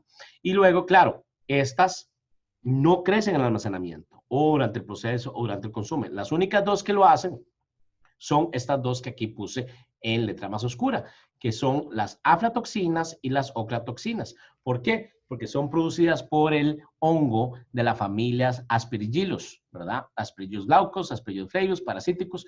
Estas se producen en el campo y en el almacenamiento, ¿verdad? El resto de las que conocemos más comunes solo se producen en el campo, porque son producidas por los hongos del tipo Fusarium, que pueden estar presentes en el almacenamiento del hongo, pero no están las condiciones, no tienen el metabolismo para producirlas durante el almacenamiento. Tienen que estar pegados a la planta. Entonces, esta tablita nos ayuda a identificar el hongo que produce cada micotoxina principal, las condiciones de crecimiento, de temperatura, humedad relativa, el mínimo contenido de humedad que tiene que tener el grano, ¿verdad? Y dónde crecen, ¿verdad? Entonces, claro, no voy a ir una por una, ahí les queda la información, pero lo importante es que las aflatoxinas y las ocratoxinas son las únicas que prácticamente, perdón, pueden crecer durante el almacenamiento. Ya con eso pasamos a cómo medirlas, ¿verdad? Y muchos de ustedes, yo sé que lo hacen muy bien. La recomendación siempre es utilizar los equipos ELISA por varias razones. Una, son mediciones rápidas, no son tan costosas y también es importante que sepan que cuando se exporta grano de Estados Unidos, la medición de micotoxinas se hace con este mismo tipo de equipos que se llaman ELISA, ¿verdad? Que lo que utilizan es procesar esa materia prima de una manera y ponerle una enzima a través de una tira o un tubo para poder que nos diga si estamos más arriba o más abajo de un nivel o estamos bajo un valor en un rango específico. Claro, la química húmeda, los equipos de HPLC, de cromatografía, esto también nos puede ayudar más específicamente a saber. Pero claro, son equipos muy costosos que obviamente también toman más tiempo, que no nos da un valor rápido, especialmente cuando estamos recibiendo materia prima. En lo que son los niveles máximos para cada especie animal, para los humanos, para cada micotoxina, la FDA, que es la Oficina Federal de Alimentos y Medicamentos de Estados Unidos, tienen recomendaciones y guías de sus máximos valores para cada una de las especies y en su etapa de crecimiento. Y claro, eso los pueden buscar ahí en internet, no voy a entrar en detalle en eso, pero eso es importante que lo sepan, porque va a depender si ustedes crecen pollos, si que ganado engorda o cerdos, hay diferentes valores y cada animal es diferente, reacciona diferente para cada micotoxina, ¿verdad? Ya volviendo a lo que son los equipos de medición, la FDA siempre está probando constantemente todos los kits, que son los que usa la FGIS, que es la Oficina Federal de Inspección de Grano de Estados Unidos. Entonces aquí pueden ver que ahí nos dan valores cuantitativos a través de un rango o cualitativos que nos dicen si estamos más arriba o más abajo. Estos son los que usan para aflatoxina. Y es importante mencionar que no todos los equipos sirven para una misma materia prima. Y aquí doy el ejemplo del maíz, que el maíz realmente todos los equipos de las diferentes casas comerciales nos sirven, pero hay unas como la soya que no nos sirve. Entonces es importante saber qué materia prima vamos a utilizar para saber qué comprar. Y que cada equipo son específicos para cada micotoxina, ¿verdad? Cada tirita tipo ELISA, ¿verdad? Entonces son consideraciones importantes que hay que tener en consideración. Yo lo que recomiendo es que compren la que en México les dé el mejor servicio cuando ocupan suplementos y que sean fáciles de utilizar, ¿verdad? Que no ocupe mucho procesamiento, no ocupe muchos aditivos que tal vez no se consiguen tan fácil en el mercado, ¿verdad? Ya con esto, en lo que son los niveles, solo nos vamos a enfocar en aflatoxinas porque son las más comunes y porque son las más tóxicas, ¿verdad? Es importante mencionar que todo el maíz que se exporta de Estados Unidos, por ley, no puede traer más de 20 partes por billón de aflatoxina. El resto de micotoxinas no las miden, pero se pueden pedir, pero claro, no lo pueden hacer en los puertos de exportación, tienen que mandar las muestras a la oficina central aquí en Kansas City. En lo que son los niveles máximos, ya lo que es el consumo animal de aflatoxinas, generalmente el valor que se maneja es 20 partes por billón, pero hay animales, como les dije, que se comportan diferentes. ¿Qué es lo que uno busca? Por ejemplo, en vacas lecheras, no pasar de 0.5 partes por billón, porque si hay aflatoxinas, esta pasa directamente a la leche. ¿Quién es el que consume más leche? Los animales pequeños o los humanos. Entonces, no queremos que al tener un sistema inmunológico no tan desarrollado, no tiene la madurez del sistema inmunológico para poder enfrentar un alto contenido de aflatoxinas. Ya lo que son cerdos y ganado engorda en crecimiento, pueden llegar inclusive a aguantar 100 partes por billón. Ya cerdos en la etapa finalizadora de más de 100 libras de peso pueden llegar a 200 y el engorde, ganado engorda, ya finalizador, pueden llegar inclusive a 300 partes por billón. Entonces, ¿para qué lo menciono?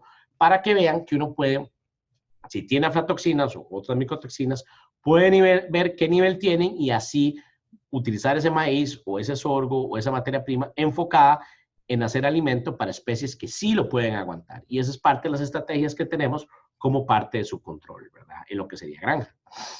Entonces, ¿cómo la podemos controlar ya en detalle? Bueno, obviamente se pueden pedir estipulaciones en los contratos de compra, se pueden contratar lo que se llama third party surveyors, que son compañías privadas que hacen mediciones extra, aparte de lo que hacen los diferentes exportadores de grano. Es importante, obviamente, medir cuando se está llegando a la fábrica o a los puertos, dependiendo cómo estén manejan la logística en cada una de sus compañías.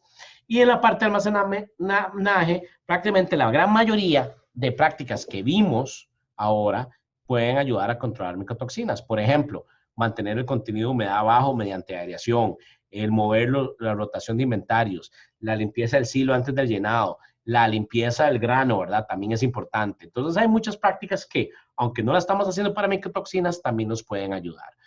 Por eso es importante cuando uno está descargando materia prima, tratar de no descargar cuando esté lloviendo, ya sea nuestra planta, si tiene un techo, pues está bien, o si está descargando el barco o el ferrocarril, tratar de hacerlo cuando no esté lloviendo para que así no se moje esta materia prima y así los hongos de Aspergillus no crezcan, ¿verdad? Entonces eso es parte de lo importante. Ya lo que es el procesamiento del alimento, obviamente, si ustedes llegan a darse cuenta que están haciendo alimento y tienen micotoxinas, pues hay que tratar de separar ese lote, ¿verdad? Y ahí ya ver qué decisión se toma. Una práctica que hay gente que utiliza, que a mí no me gusta recomendar mucho, es mezclar grano contaminado con grano que esté bueno para diluir esa concentración. ¿Por qué no lo recomiendo tanto? Porque mucha gente no tiene el equipo adecuado para hacer una buena mezcla. ¿A qué me refiero?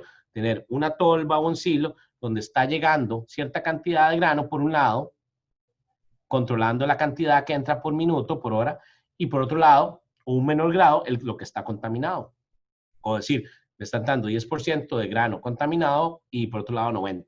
Y mucha gente no lo tiene. No es simplemente en un silo tener grano malo y poner encima uno bueno. Eso no, porque no se va a mezclar, ¿verdad? Entonces, por eso es que no es tan recomendado, pero sí es una herramienta que se puede utilizar si se tiene el equipo. Y la otra estrategia, obviamente, como mencioné, ya es utilizarla en animales, donde sí está recomendado ese nivel de micotoxinas que encontraron, ¿verdad? Un ejemplo de eso, ¿verdad? Si hay contaminación y tienen, pues, obviamente, animales, más de 20 partículas por billón de aflatoxinas, pues utilizarlo en especies que sí puedan aguantarlo, como lo pueden ver aquí en este ejemplo con el cerdo, ¿verdad? Otra herramienta para controlar las micotoxinas es el uso de secuestrantes. ¿Qué son los secuestrantes? Son silicatos de aluminio o productos orgánicos que lo que hacen es, dentro del sistema digestivo del animal, atrapar o secuestrar esa micotoxina y luego hacerlo que el animal lo excrete, ¿verdad? Que no sea absorbido en su sistema digestivo, ¿verdad? ¿Qué es la desventaja que tienen? Que son costosas, ¿verdad? Mi recomendación es utilizarlos siempre y cuando ustedes se den cuenta que tengan esa micotoxina. Mucha gente los utiliza como seguro porque no tiene medición, eso está bien, pero si ustedes miden, yo prefiero mejor medir y saber si tengo algo en vez de aplicar secuestrantes. ¿Por qué? Porque secuestrantes son caros y no necesariamente un secuestrante me va a absorber todas las micotoxinas. A veces son muy específicos de algunas micotoxinas en general, ¿verdad? Claro, la gran mayoría sirve para aflatoxina. Entonces eso lo generaliza bastante. Y ya para ir terminando, una estrategia en finca ya es obviamente, como mencioné, alimentar animales que sean tolerantes a ciertos niveles, pero es muy importante estar constantemente limpiando los comederos. Porque si queda producto viejo, alimento viejo y luego viene nuevo, si queda húmedo por el agua, ya sean pollos o cerdos, el que sea, eso se pone ahí, empiezan a crecer hongos, pueden producir aflatoxinas o oclotoxinas, entonces ahí el animal se enferma. Entonces, periódicamente hay que estar limpiando esos comederos. Y ya para ir terminando, con esta presentación de casi ya hora y media, es importante entonces, para tener un buen éxito en el almacenaje, materias primas y producto terminado, tener un buen plan de limpieza, estar monitoreando la población de plagas en nuestra planta para así tener un buen plan de cómo controlarlas, hacer aireación cuando sea posible, tengamos las condiciones climáticas ideales y en micotoxinas, cuantificarlas y controlarlas con alguna de las estrategias que mencioné. Y para terminar, siempre me gusta empezar o terminar una presentación de almacenaje con esta frase, que la calidad de las materias primas o producto terminado nunca mejora durante el almacenamiento. Entonces, nuestro objetivo es tratar de mantener esa calidad lo más cercano a cómo la recibimos durante el almacenamiento y durante el procesamiento, ¿verdad? Ya con eso, termino aquí mi presentación. Ahí está mi información de contacto, correo electrónico, todo lo que es mi número celular, que también utilizo WhatsApp, por si alguien tiene alguna pregunta.